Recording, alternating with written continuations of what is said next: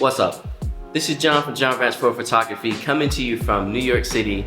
And since I was here, I wanted to make a video about one of my favorite services that I used to use all the time for photo shoots, and that is Breather.com. So Breather is a way for you to rent out office workspace for maybe you and a couple other colleagues, like 5 to 8 people. And when Breather started originally, it was basically just for that only, for office workspaces. Now I can remember when it started, and for me, I saw the opportunity as this is a dope spot to actually shoot photos in. I mean, look at the room. They all are styled very nice. They all have really good lighting. So I just started shooting photo shoots in there. And funny enough, a couple of years later, they started advertising towards photographers as well as using them for rooms for photo shoots. So basically the way it works, Breather is in a couple of different larger cities right now. I think maybe Toronto, Chicago, Boston, New York, and somewhere else, maybe LA, I'm not sure.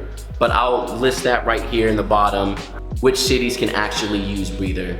But you go on the website or you go on the app, you can find rooms close to you and it'll show you how much they cost per hour, and basically you can just sign up a day before and hop in the room.